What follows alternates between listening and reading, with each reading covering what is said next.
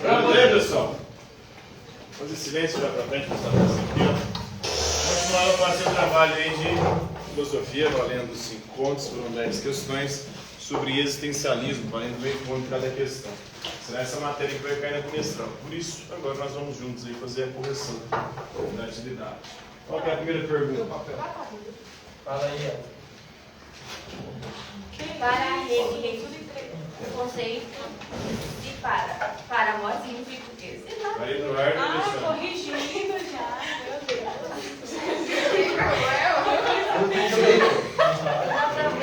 Não tem como, é um curso Ser para a morte e entregar para ele.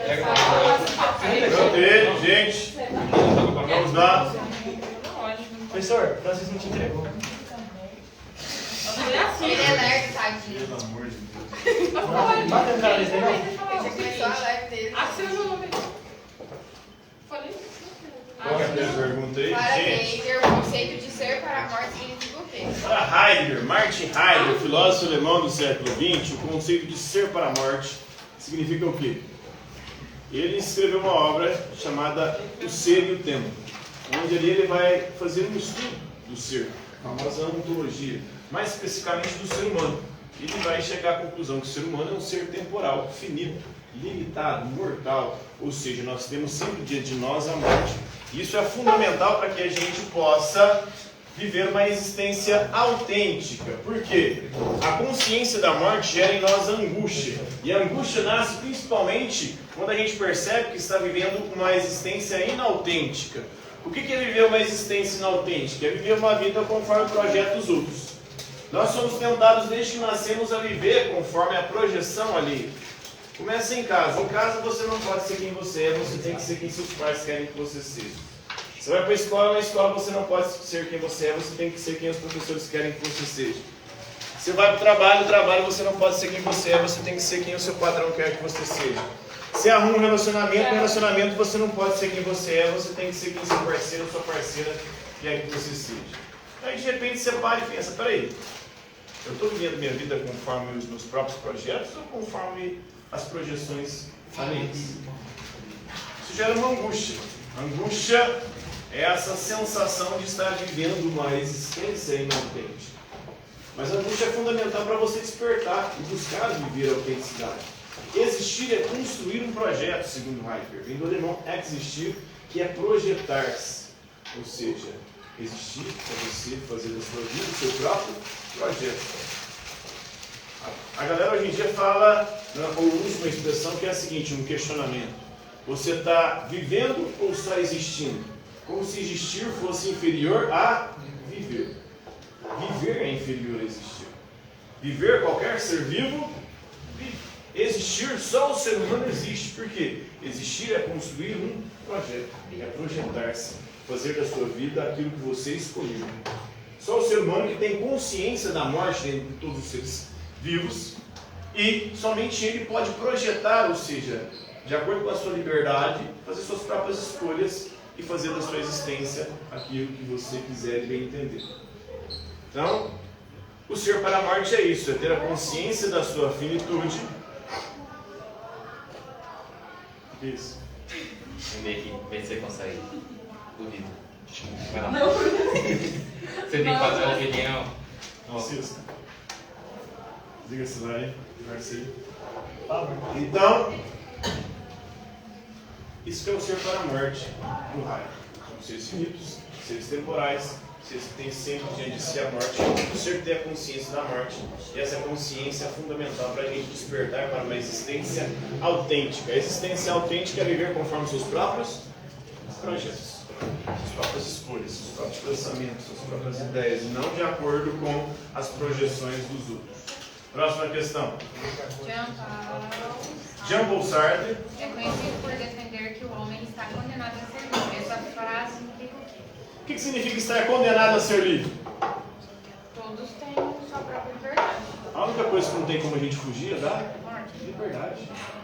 Também. A morte também. São seres finitos, temporais.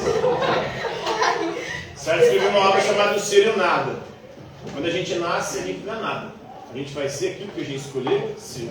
São as nossas escolhas que nos definem.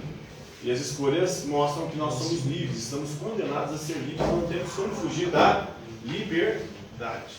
Mesmo quando você escolhe não escolher, você já está escolhendo.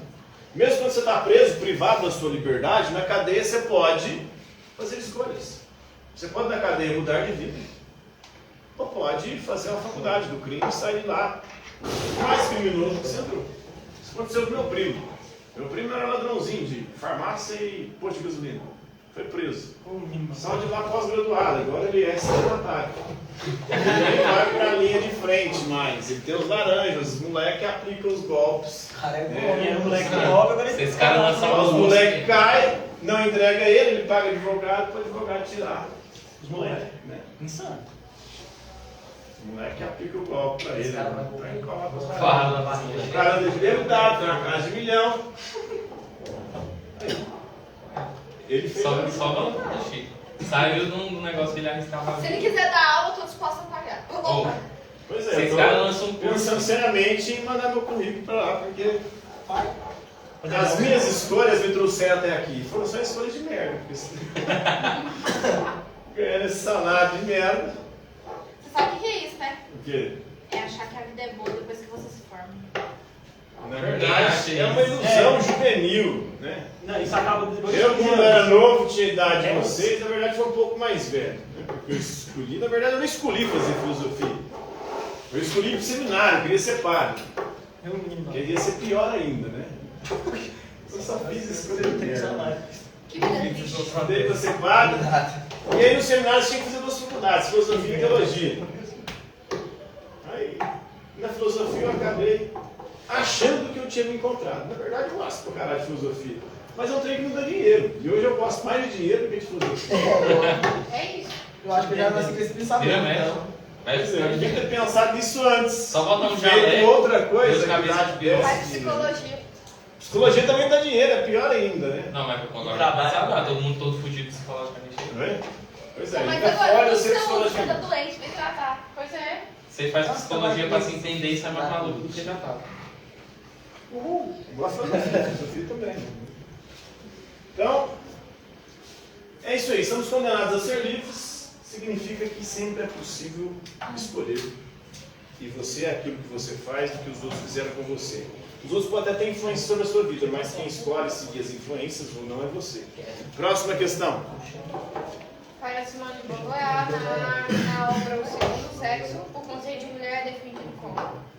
Então, na obra do Segundo Sexo, Simone de Beauvoir vai demonstrar como a mulher, no Ocidente, ela foi sendo construída como um papel social.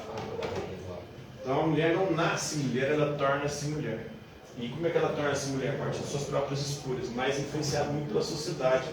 A sociedade ocidental, ela construiu uma imagem de mulher como segundo sexo, ou seja, como um sexo deixado de lado, marginalizado, inferior, que deveria ser dominado, domado, controlado, subjugado pelo homem. Essa é a visão patriarcal construída historicamente sobre as mulheres.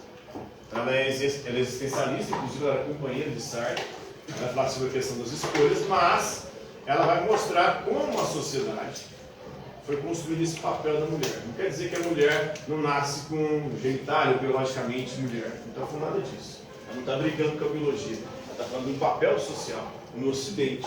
Porque em outras culturas, em outros tempos, o papel social da mulher era diferente.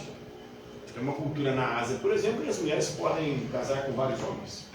Pode escolher não casar, pode ter vários namorados ao longo da vida, pode ficar um dia, ficar outro dia. Né? Os filhos, não importa, né, o homem saber se ele é pai ou não, porque o filho é sempre da mulher. É difícil achar o pai Não dá pra nesse saber, negócio. né? São sociedades patriarcais, onde as mulheres que mandam, né? Os homens têm um papel secundário na sociedade. É isso. Então isso é construção social. Você pensar nas Amazonas, lá na Grécia Antiga, eram mulheres guerreiras. No grupo das Amazonas só eram admitidas mulheres, elas se resolviam sexualmente entre elas mesmas. E quando elas queriam ter filhos, sequestravam um homem. Faziam um homem manter relação com ela, depois matavam o cara. Esperavam o bebê nascer, quando o bebê nascia, se fosse homem, elas sacrificavam, porque não admitiam homens no grupo, né? Mulher barata. Então, um tipo de cultura, né? Uma cultura diferente, um outro papel social para a mulher. A mulher era uma guerreira, a mulher era símbolo de força nessa cultura. Agora outras, como a ocidental, criou um ideal de mulher que é uma mulher bela, recatada e do lar. Ou seja, deve cuidar da casa, dos afazeres domésticos e dos filhos. Como se a existência humana se resumisse a isso. Ela vai criticar nessa obra do Segundo Sexo essa visão sobre a mulher, mostrando que a mulher foi inferiorizada, foi considerada esse sexo frágil, e com essa desculpa ela foi domada, dominada, controlada ao longo da história. Próxima questão. Albert Camus, em um mito da Sísifo? Mito de Sísifo. afirma que a vida é absurda. Esse absurdo é caracterizado como?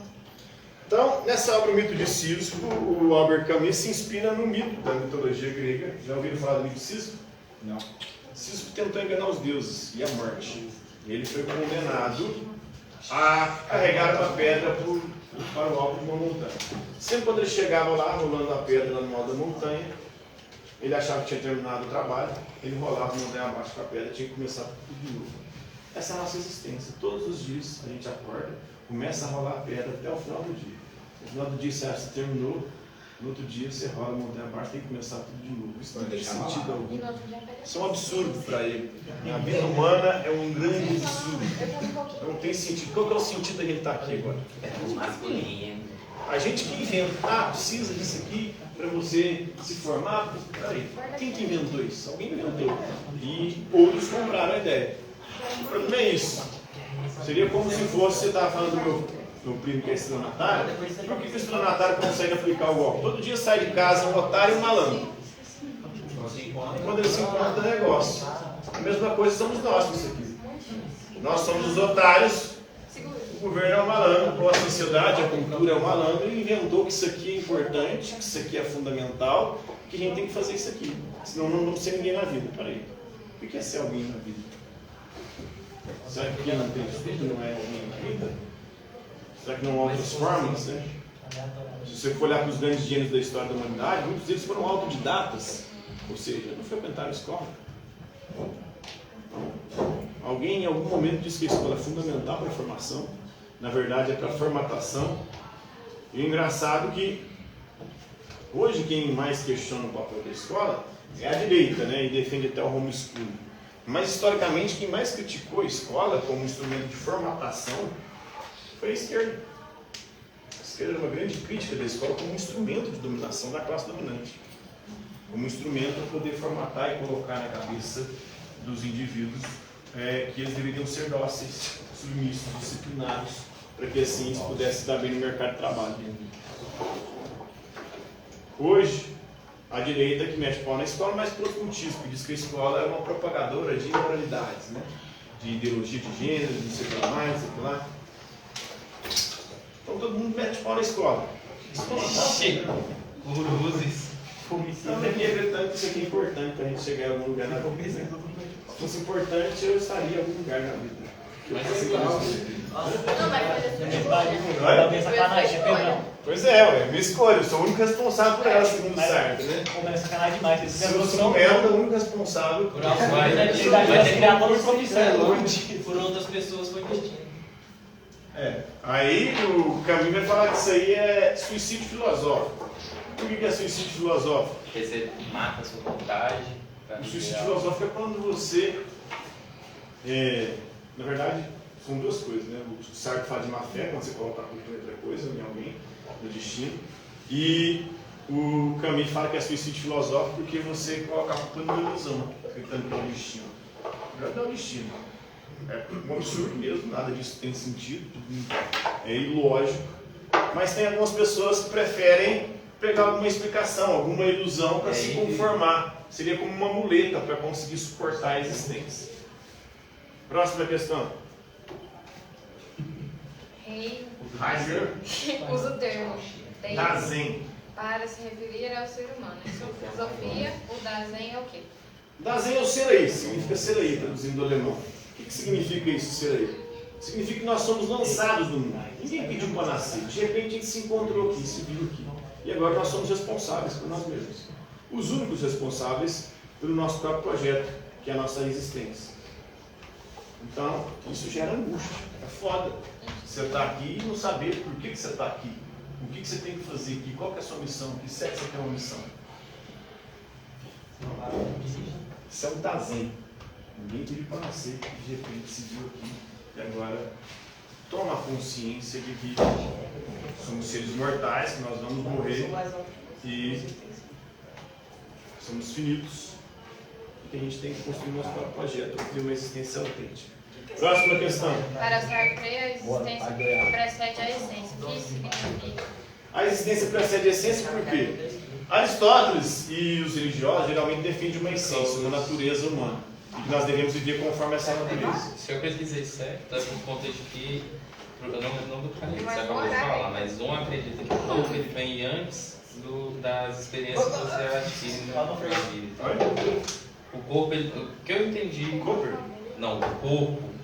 O corpo? Ele vem antes das experiências, ou seja, das vivências que você vai ter durante a vida. Isso é que eu pesquisei do jeito certo, mas acho que. Nessa pergunta? Precede a essência. Essência é de natureza. Aristóteles, por exemplo, estava numa natureza humana. Nós temos uma natureza, nós temos que viver conforme ela. Essa natureza já pré-determina como a gente deve viver. O Sartre vai dizer que quando a gente nasce, a gente não é nada. Não tem uma natureza prévia. Você vai ser aquilo que você escolher ser. São as suas escolhas que vão te definir, ou seja, vão caracterizar a sua essência, a sua natureza. Então, você é aquilo que você escolheu ser. Na perspectiva de Aristóteles, por exemplo, meu pai é caminhoneiro, então tem que ser caminhoneiro também. Tem uma natureza de caminhoneiro na minha família, né? Tem uma perspectiva também do essencialismo. A família é muito grande. A perspectiva religiosa, diz, por exemplo, a mulher. A mulher, ela nasceu com útero e por conta disso ela tem que ser mãe. E porque ela tem que ser mãe, ela tem que ser dona de casa, tem que cuidar dos filhos. Então essa é uma visão essencialista, que é determinar a existência de alguém a partir de algo prévio. A galera religiosa defende esse essencialismo aí, muitas vezes por conta de que eles acreditam que Deus tem um plano traçado para a vida de cada um de nós. Então já tem uma essência, eles têm que viver conforme aquela essência que é o plano de Deus. Né? O Sartre vai dizer que não, são as nossas coisas que nos definem, são elas que vão determinar quem nós somos. Próxima questão. A próxima. No pensamento de Beauvoir, a opressão das mulheres na sociedade pode ser através de quê? Pode ser superada através de quê? Através da educação, da conscientização, da luta pela conquista de direitos. Próxima questão.